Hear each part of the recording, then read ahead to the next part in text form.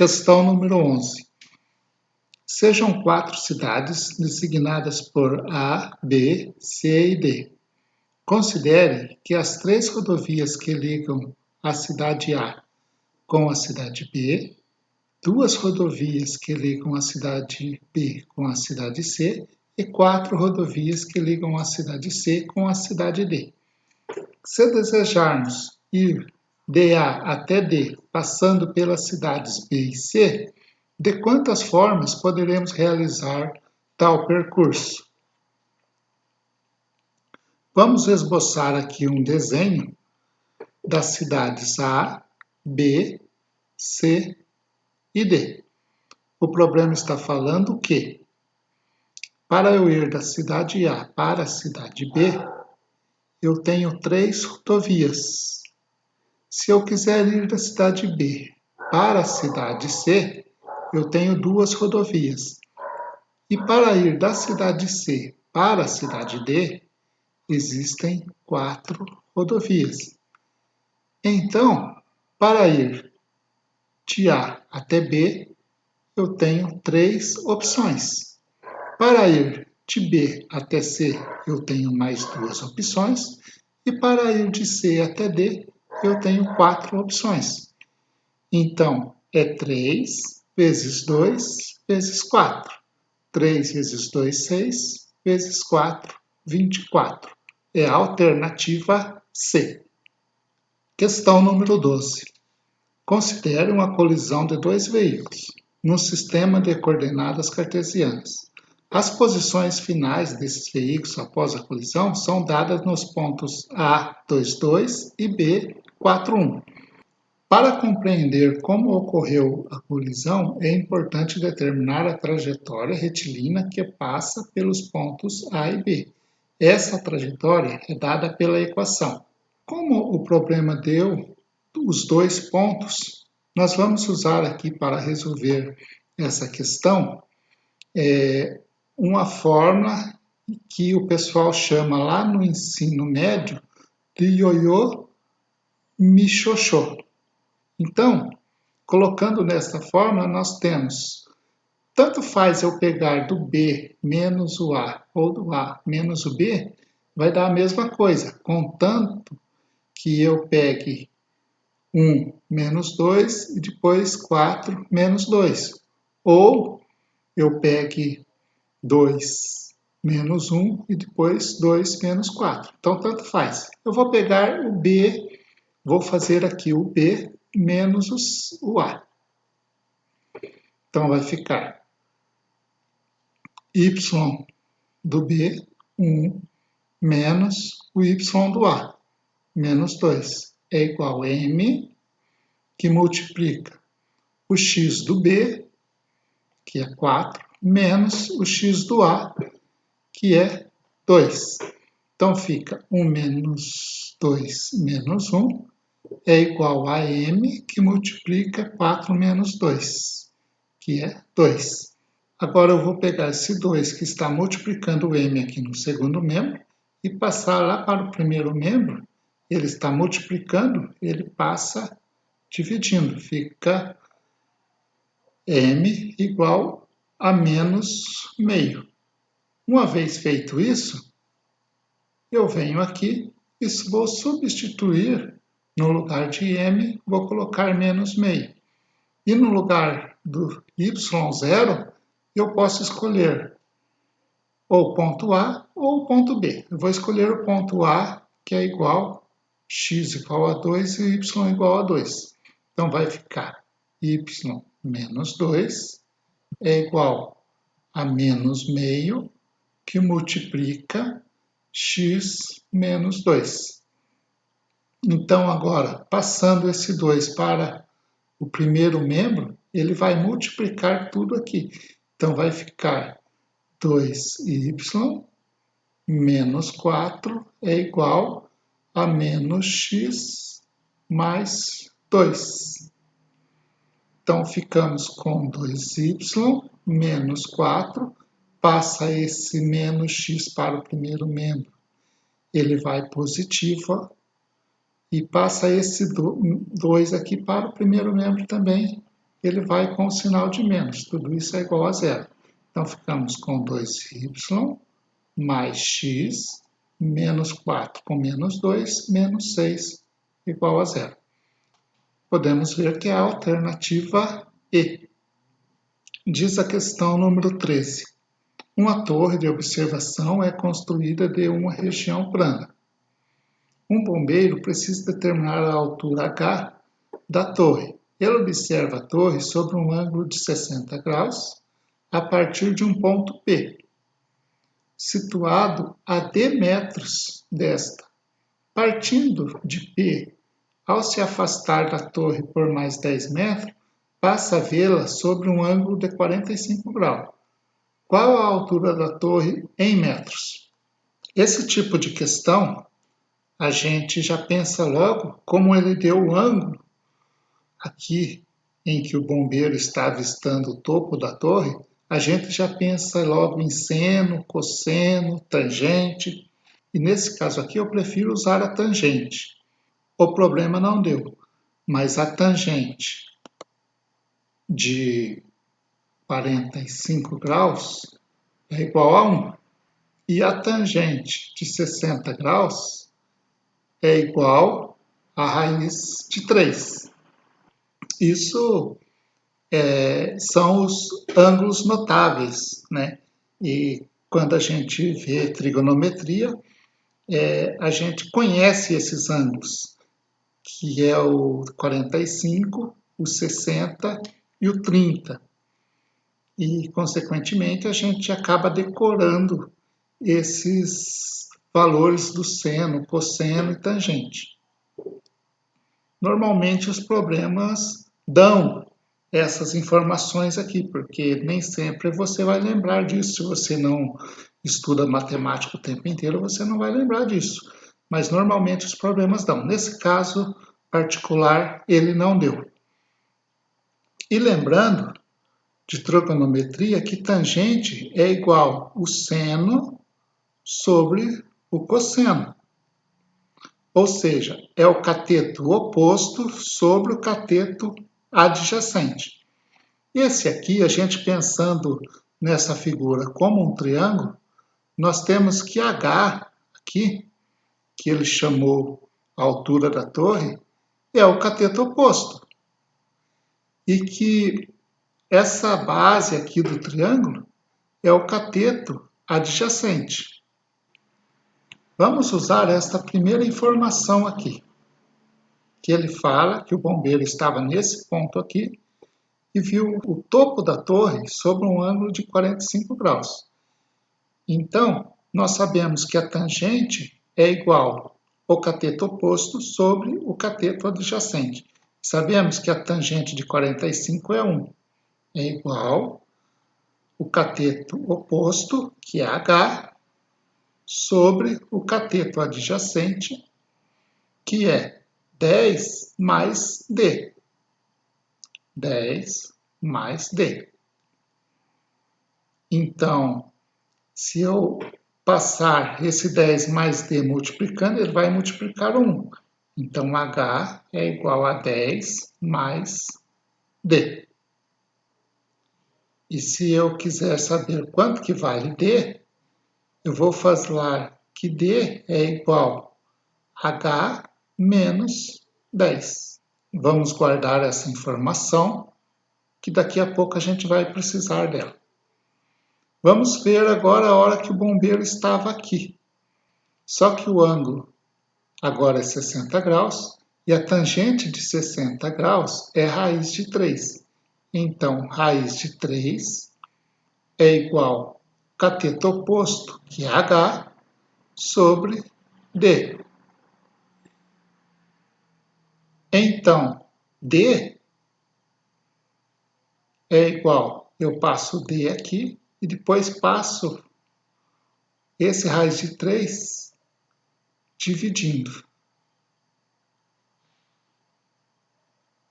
Então, D é igual a H sobre raiz de 3. Agora eu quero encontrar H. Se D é H menos 10 e D também é H sobre raiz de 3, então posso falar que h menos 10 é igual a h sobre raiz de 3. E passando aqui o h sobre raiz de 3 para o primeiro membro, eu vou ficar com h menos h sobre raiz de 3 é igual. E esse 10 eu passo lá para o segundo membro. Agora, colocando o h em evidência, h dividido por h dá 1. h sobre raiz de 3 divide por h dá 1 sobre raiz de 3. Isso é igual a 10.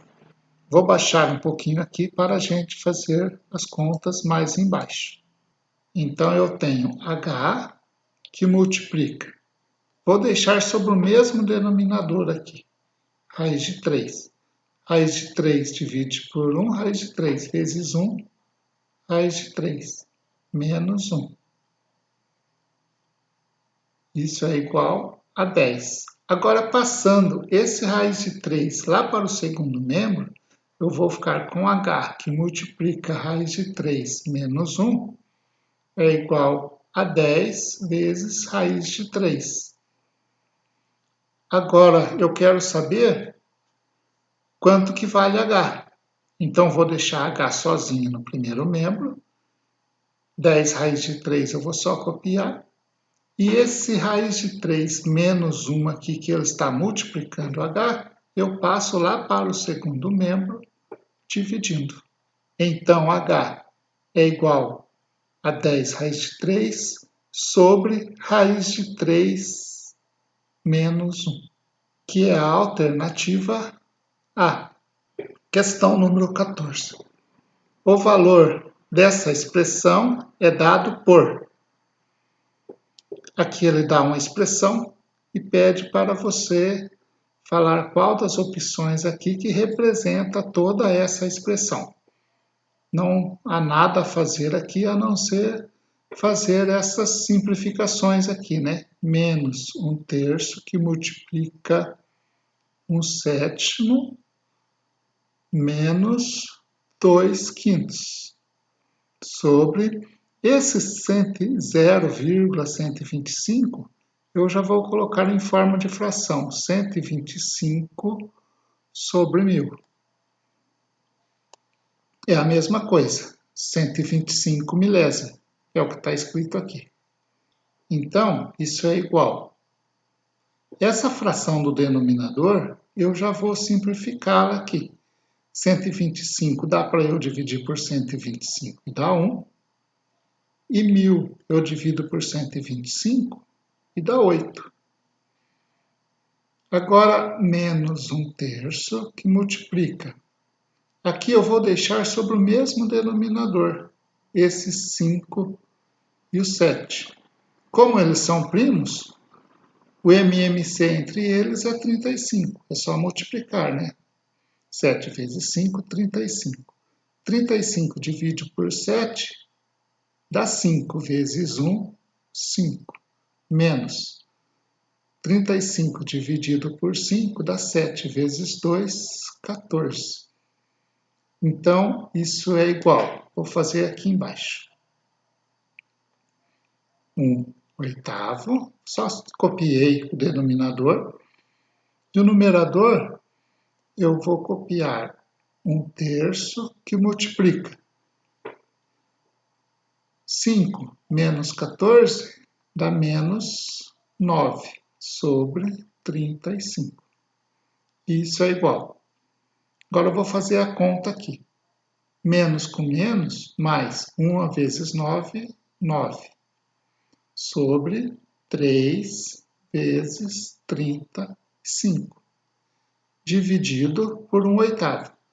Agora, a parte que está no denominador aqui, eu vou escrever aqui, porque quando a gente divide por uma fração, é a mesma coisa que multiplicar pelo seu inverso. Então, vou multiplicar aqui pelo inverso.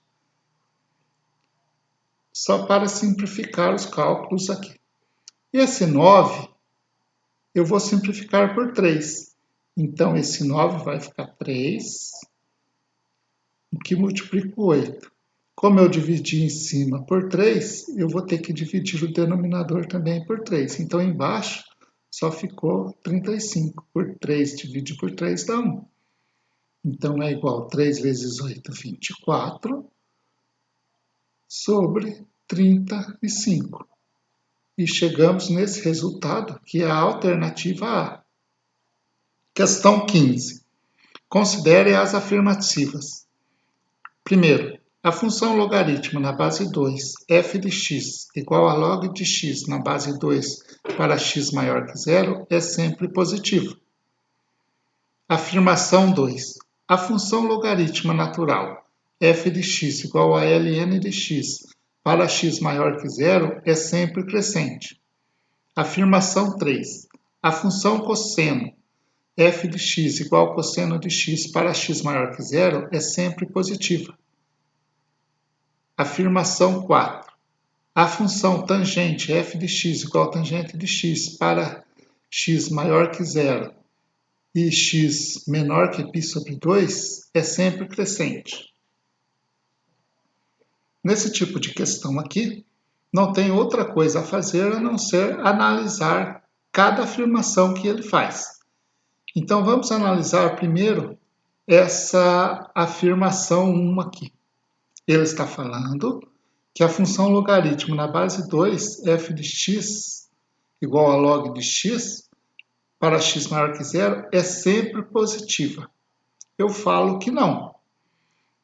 Se eu pegar um valor aqui, por exemplo, 1/4, o log de 1/4 na base 2 é igual a f de x, que eu vou chamar de y aqui. Então, 2 elevado a y é igual a 1/4.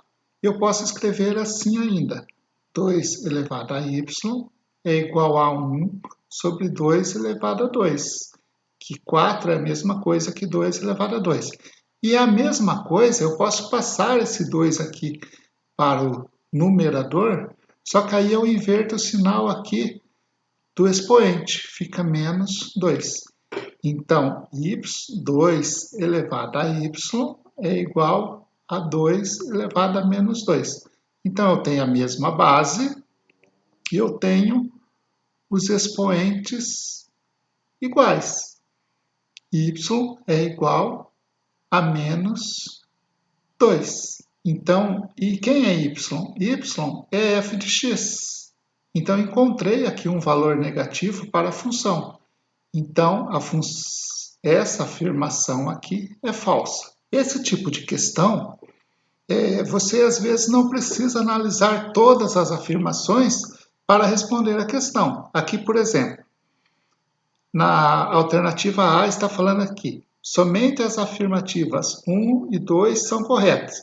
Essa você já pode eliminar. Por quê? Ele está falando aqui que a 1 é correta e você já viu que ela é falsa. Então, essa aqui você já pode eliminar. A alternativa B, 2 e 4 são corretas. Não dá para afirmar nada ainda. 3 e 4 estão corretas. Também não dá para afirmar nada. Agora, veja a D. 1, 2 e 3 são corretas. Aqui você já sabe que não é verdade. Por quê? A 1 você já viu que é falsa. E aqui também na E é a mesma coisa. Você já viu que é falsa. Então, você já eliminou aqui 3 alternativas, ficando somente entre a B e a C. Então, se antes, num chute aí no escuro, você tinha 20% de chance de acertar a questão, agora você já tem 50%. Na hipótese de dar um chute aqui, né? Quando não tem tempo de resolver a questão, por exemplo.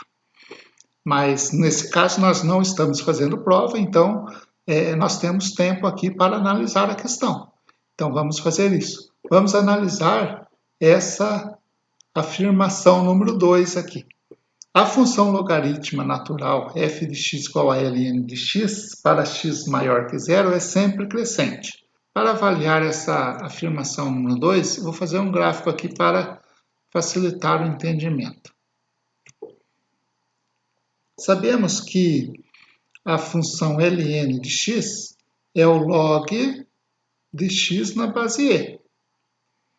E isso aqui, se a gente quer saber o valor de e, a gente vai falar e elevado a y é igual a x. Quando eu tenho o y aqui igual a zero, o meu x é igual a 1. Por quê? Porque e elevado a zero é igual a 1. Qualquer coisa que eu eleve a zero é igual a 1. Então, quando eu tenho aqui y igual a zero, o x vale 1. E quando eu tenho aqui o e elevado a 1, qualquer coisa elevada a 1 é ele mesmo. Então, e vale 2,718, alguma coisa. Então, está bem próximo aqui do valor 3, aqui mais ou menos. 1, 2, 3, vai estar aqui mais ou menos. Então, quando ele está elevado a 2, vai estar aqui. E quando ele estiver elevado a 3, vai estar lá perto de 9.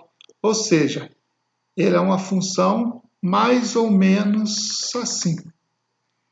Ou seja, sempre crescente. Quanto mais eu cresço o valor de y aqui, mais vai crescer o valor de x aqui.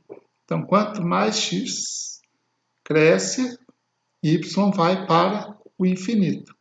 Então, essa afirmação aqui é verdadeira. A função logaritmo natural, ln de x para x maior que zero, é sempre crescente. Isso é verdade. Bom, vamos ver se já dá para a gente responder a questão ou não. Essa aqui, né, que eu coloquei no lugar errado aqui. Essa aqui é verdadeira, essa afirmação é verdadeira. Falta a gente analisar ainda a alternativa B e a alternativa C. Bom, somente as afirmações 2 e 4 são corretas? Não dá para responder ainda. Somente as afirmativas 3 e 4 são corretas? Não. A 2 é correta, então essa aqui também já dá para eliminar. Então, por exclusão, nós já temos que a alternativa correta é a alternativa B. Mas como aqui ainda a gente tem tempo, vamos fazer a análise dessa afirmação 3 aqui. E a afirmação 3 fala: a função cosseno de f de x para cosseno de x maior que zero é sempre positiva? Então, a mesma coisa que eu falei lá na afirmação 1. Cosseno de x, se você lembra de trigonometria, o cosseno de x de zero é 1. O cosseno de x de π sobre 2 é 0. E o cosseno de π é menos 1. Então, nós temos o quê? Que essa afirmação não é verdadeira, porque achamos aqui um valor positivo que é π, o qual o cosseno, a função dele é menos 1. O cosseno é menos 1. Então, essa afirmação 3 é falsa. Vamos ver a afirmação 4. A função tangente f de x igual a tangente de x para x maior que zero e menor que π sobre 2 é sempre crescente? Vamos analisar agora essa afirmação número 4 aqui. Para tentar entender isso, vamos fazer um desenho aqui. Quando a gente está vendo alguma coisa de trigonometria, é bom fazer um desenho para a gente enxergar bem o que está acontecendo. Sabemos aqui que a tangente de x é esse pedaço aqui. É aqui que a gente vai medir a tangente de x. Então, quando eu tenho aqui para x igual a zero, a tangente de x também é zero. Se eu fizer um gráfico aqui, π sobre 4, π sobre 2. Ele está querendo de π sobre 2 a zero, né? A tangente entre 0 e π sobre 2. Então, quando eu tenho aqui 0, a tangente também é zero. Porque aqui é 0, aqui é π sobre 4, aqui é π sobre 2, no ciclo trigonométrico. Então, quando eu tenho 0, a minha tangente também é zero. Quando eu tenho π sobre 4 é 45 graus. Então, tenho 45 graus aqui e 45 graus aqui. Então, esse pedaço aqui é igual a esse pedaço aqui, porque eu tenho aqui um triângulo isósceles. E esse ângulo aqui é 90 graus. Então, quando eu tenho π sobre 4, aqui eu tenho 1. E quando eu tenho aqui, chegando lá em π sobre 2, vai tender ao infinito. Então, ela vai ser sempre crescente, que é o que ele está afirmando aqui. Então, essa afirmação também é verdadeira. Então, a alternativa correta realmente é a 2 e a 4, conforme a letra B aqui. Um serralheiro precisa estimar o custo de estruturas de alumínio no formato de polígonos. Essas estruturas poligonais devem ter barras diagonais para reforçá-las. O custo da estrutura metálica depende do número de barras diagonais. O número de diagonais de um polígono de n lados é dado por uma função quadrática. Vejamos, o triângulo tem n igual a 3 lados e d igual a 0. O quadrado tem n igual a 4 lados e d igual a 2. O pentágono tem n igual a 5 e d igual a 5 diagonais. E assim por diante. Generalizando o polígono de n lados, o número de diagonais d é dado por um triângulo tem 3 lados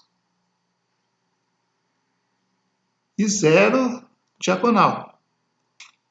O quadrado tem 4 lados e tem 4 vértices também. E cada vértice eu posso fazer uma diagonal. Desse vértice aqui eu faço mais uma, desse aqui eu faço mais uma e desse aqui eu faço mais uma. Ou seja, 1, 2, 3, 4. Então, eu vim em cada vértice e tracei uma diagonal. Então, o número de diagonais é 4, que multiplica. Cada vez que eu vim aqui, eu tracei uma diagonal menos o com ele mesmo, menos o vértice que faz com ele mesmo, e menos os dois adjacentes aqui. Então, é 4 menos 3. Só que a hora que eu fiz essa diagonal aqui, do 2 para o 4, a hora que eu vim aqui do 4 para o 2, eu fiz a mesma diagonal. Então, eu tenho que corrigir isso. Todas as diagonais que eu fiz duas vezes. Então, eu vou dividir por 2. Então, eu simplifico aqui por 2 e simplifico aqui por 2. Então, 2 que multiplica 1, que é igual a 2. Então, mas presta atenção nessa fórmula aqui, ó. 4 que multiplica 4 menos 3 sobre 2. São duas diagonais. Agora, o pentágono, ele falou o seguinte, que o pentágono tem 5 diagonais. Então, é o mesmo raciocínio aqui que nós vamos usar. Ele tem 5 diagonais, ele tem também 5 vértices. E cada vértice eu consigo traçar uma, duas diagonais. Então, eu do vértice 1, 2, 3, 4, 5. Cada vértice eu tracei quantas diagonais? O número de vértices, que é o mesmo número de lados, menos aonde eu estava, no caso aqui 1. Com ele mesmo eu não consigo traçar nenhuma diagonal. E nem os que estão adjacentes comigo, tipo o 2 e o 5. Então, é 5 menos 3. E acontece a mesma coisa. Quando eu estava aqui, eu tracei... Quando eu estou no 1, eu traço uma, duas diagonais. Quando eu estou no 2, eu traço uma, duas diagonais. Quando eu estou no 3, eu traço uma, duas diagonais. Mas acontece que algumas vezes aqui eu estou repetindo a mesma diagonal. Então, para corrigir isso, eu divido por 2, porque eu tracei a mesma diagonal duas vezes. Agora, generalizando conforme ele pediu, a hora que eu tiver um polígono com n lados, eu vou traçar n diagonais menos a diagonal que faz com ele mesmo, menos as duas adjacentes. Então, menos 3. Quando eu estiver num vértice oposto ao que eu estou, eu vou traçar de novo a diagonal. Então, para corrigir isso, eu vou dividir por 2. Então, generalizando, eu tenho n, que multiplica n menos 3, dividido por 2, que é a alternativa D. A questão 17 diz assim: 3 números estão em uma progressão aritmética crescente. Presta atenção, isso é importante. O produto dos 3 é 66 e a soma deles é 18. Determine o próximo termo dessa progressão aritmética. Nós sabemos o quê? Que uma progressão aritmética, ela tem o A1, o A2, o A3, o A4 e vai até a N. O A2 é igual ao A1 mais R. O A3 é igual ao A1 mais 2R. O A4 é A1 mais 3R. E o AN, ó, repara aqui, ó, aqui eu tenho 2, aqui eu tenho 1R. Aqui eu tenho 3, aqui eu tenho 2R. Aqui eu tenho 4, aqui eu tenho 3R. Então, aqui eu tenho N, então eu tenho A1 mais N menos 1, que multiplica R. O problema deu para a gente aqui o seguinte, que a soma dos 3 primeiros termos, A1 mais A1 mais R mais A1 mais 2R é igual a 18. E falou também que o produto desses 3 termos, A1, que multiplica A1 mais R, que multiplica A1 mais 2R, é igual a 66. Aqui na primeira equação, eu tenho 1, 2, 3A1. 3A1 mais 1R com mais 2R, 3R é igual a 18. Dividindo aqui tudo por 3, eu tenho que A1 mais R é igual a 6. Vamos guardar essa informação, que daqui a pouco a gente usa. Isolando o R aqui, eu tenho que R é igual a 6 menos A1. Passei o A1 lá para o segundo membro, ele passou com o sinal negativo. Aí eu vou lá para a segunda equação. Ele fala que o produto dos três primeiros termos é igual a 66. Então, vamos fazer aqui o produto, mas já substituindo os valores que nós encontramos aqui. Então, nós vamos fazer A1, que multiplica A1 mais R, só que nós já descobrimos aqui que A1 mais R vale 6. Então, já vou multiplicar aqui por 6, que multiplica A1 mais 2R. A1 mais 2, só que no lugar de R, eu já vou colocar 6 menos A1. 6 menos A1. Tudo isso é igual a 66. Esse 6 eu vou passar aqui para o segundo membro, dividindo. Então, eu vou ficar com A1, que multiplica A1 mais 2 vezes 6, 12, mais com menos, menos 2A1.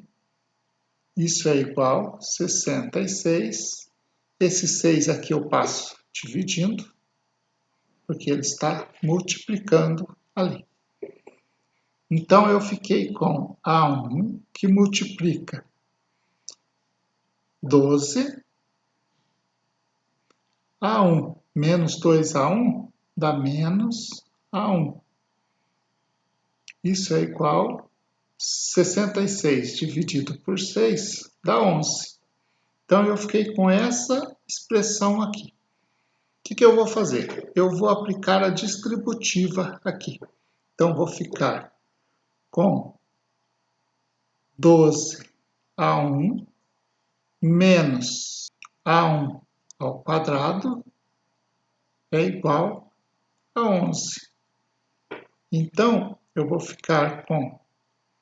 passar esse tudo para o segundo membro. Então, esse A1 aqui vai ficar positivo. A1 ao quadrado menos 12A1 mais 11 é igual a zero. Pronto.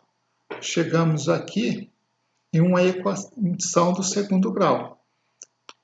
Então, vamos aplicar a fórmula de Bhaskara aqui. Para quem não lembra, A1, no caso a gente estuda lá que é x, né? Mas aqui a gente está falando de A1. É igual a menos b, mais ou menos, a raiz de b ao quadrado, menos 4ac sobre 2a. Então, a gente vai usar essa fórmula aqui para resolver e encontrar o valor de A1. Então, A1 é igual a menos b. O b é menos 12. Menos 12 é 12. Mais ou menos a raiz b ao quadrado. B é menos 12 ao quadrado dá 144. Menos 4ac.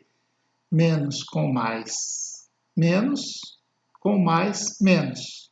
4 vezes 1, 4, vezes 11, 44. Sobre 2a dá 2 mesmo. Então, isso é igual a 12 mais ou menos a raiz 144 menos 44, 100 sobre 2. Então, A1 é igual a 12 mais ou menos. Raiz de 100 é 10 sobre 2. Então, A1 é igual 12 mais 10, 22 dividido por 2 dá 11. Ou A1 é igual a 12 menos 10, dá 2, dividido por 2 dá 1. Só que nós temos que, agora aqui que nós temos uma informação importante. A1 mais R, nós vimos lá que é 6. Então, se nós temos, vamos fazer A1 igual a 11. 11 mais R é igual a 6. Então, R é igual a 6 menos 11. Então, R é igual a menos 5. Mas isso não pode. Por quê? Porque o problema fala que a sequência, ou seja, a progressão aritmética, ela é crescente. Se ela é crescente, o valor de R não pode ser negativo, porque aí a nossa PA seria decrescente. Então, o valor de R tem que ser positivo. Então, A1 mais R igual a 6.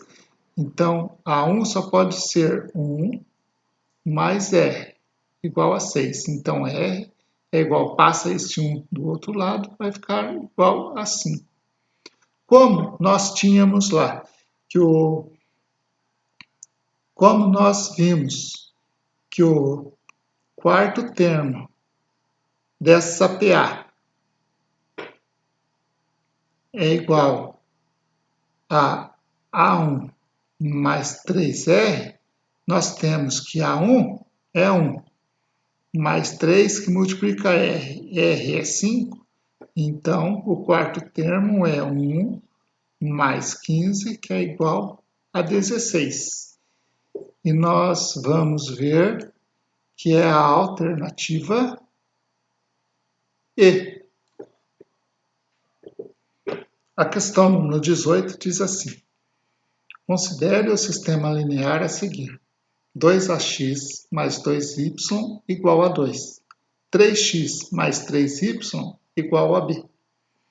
Para quais valores dos parâmetros a e b o sistema tem solução x e y única? Eu vou reescrever esse sistema aqui. 2ax mais 2y igual a 2 e 3x mais 3y igual a b. Nós temos aqui a equação 1 e a equação 2. Para quem não lembra, isso aqui é uma equação de uma reta. Está falando aqui linear. Então, linear, a gente sabe que é uma reta. Então, nós temos aqui duas retas. Suponhamos que elas sejam paralelas. Elas não vão se encontrar nunca, porque essa aqui nunca vai encontrar essa. Então, a solução, nesse caso, seria vazio.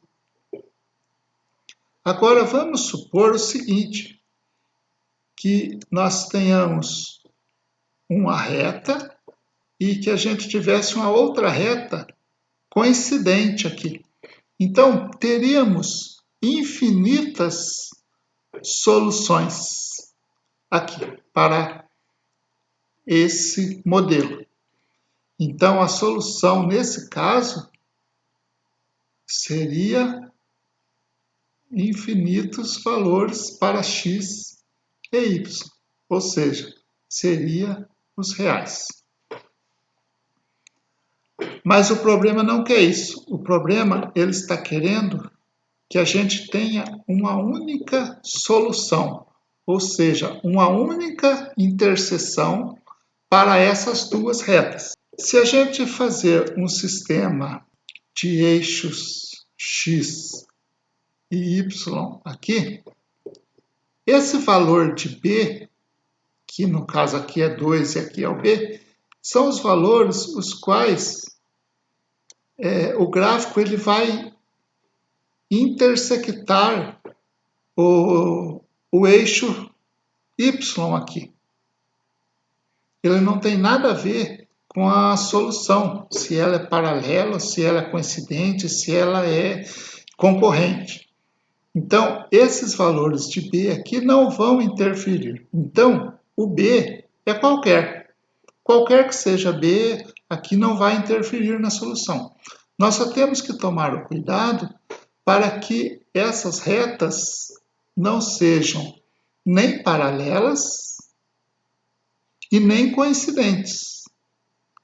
Para isso, não pode ter nenhum valor aqui que a gente multiplique as duas equações que o coeficiente de x fique o mesmo. Por quê? O coeficiente de x, esse número que aparece antes do x, no caso a gente fala de m, é o coeficiente angular. Então, os coeficientes angulares aqui não vão poder ser iguais. Por quê?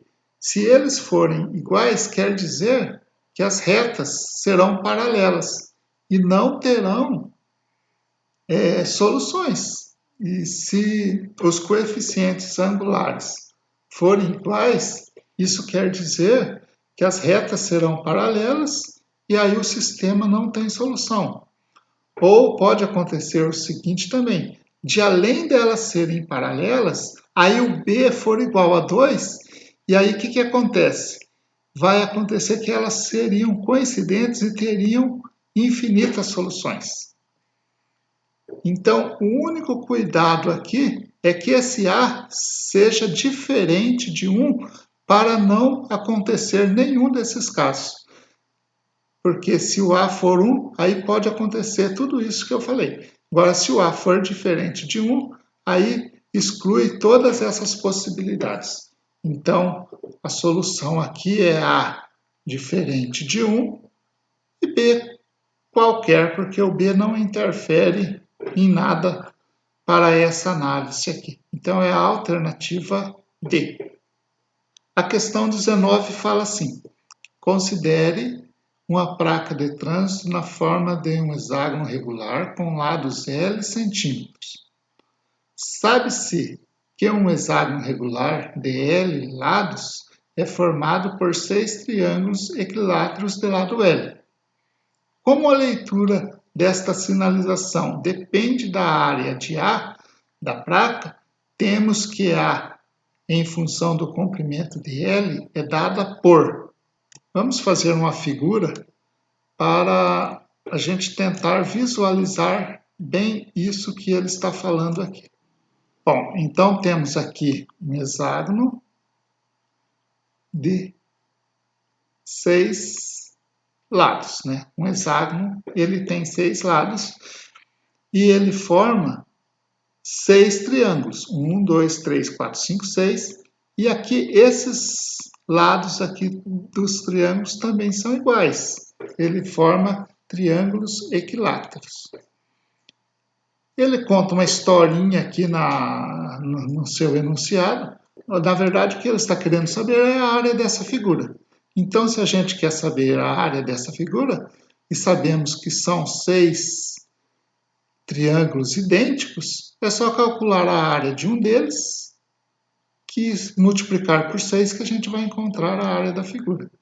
E a área de um triângulo equilátero é dada por L ao quadrado, raiz de 3 sobre 4. Essa é uma fórmula bem conhecida. Vamos fazer um triângulo aqui do lado, aumentado. Vamos falar que esse é o triângulo 1 aqui. Por exemplo, nós sabemos que aqui mede L, aqui mede L e aqui mede L.